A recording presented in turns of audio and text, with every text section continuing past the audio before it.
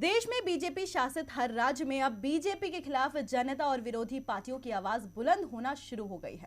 हर राज्य में बीजेपी के खिलाफ लोगों की नाराजगी अब खुलकर सामने आने लगी है, जिससे चुनावी राज्यों में भी बीजेपी की छवि पर खासा असर पड़ सकता है। इसी बीच अब बीजेपी शासित त्रिपुरा में पार्टी के ऊपर गंभीर आरोप लगा है। आखिर क्या है मामला, देखिए ये रिपोर्ट। देश के 5 राज्यों में चुनाव चल रहे हैं, जिनमें से 4 राज्यों में बीजेपी की सरकार है, जहां पर पहले ही सत्ताधारी पार्टी विपक्ष के आरोपों से घिरी हुई है, जिसका असर चुनावों में देखने को मिल रहा है। अब इसी बीच एक अन्य राज्य में भी बीजेपी के ऊपर गंभीर आरोप लगना शुरू हो गए हैं, जहां अभी चुनाव होने में तो वक्त है, लेकिन चुनावों के बीच में पार्टी के ऊपर लग रहे इस तरह के आरोपों से उसे चुनावों में भारी नुकसान उठाना पड़ सकता है। और ये आरोप लग रहे हैं त्रिपुरा में। दरअसल मार्क्सवादी कम्युनिस्ट पार्टी ने बीजेपी पर आरोप लगाते हुए कहा कि त्रिपुरा में भाजपा के नेतृत्व वाली सरकार के 4 साल के शासन के दौरान कम से कम 23 माकपा सदस्यों और समर्थकों की जान चली गई है, लेकिन पुलिस ने दोषियों के खिलाफ कोई कार्रवाई नहीं की, बल्कि पुलिस ने कई मामलों में उल्टे पीड़ितों के खिलाफ ही कार्रवाई की। त्रिपुरा माकपा के राज्य सचिव जितेंद्र चौधरी ने बीजेपी पर गंभीर आरोप लगाते हुए कहा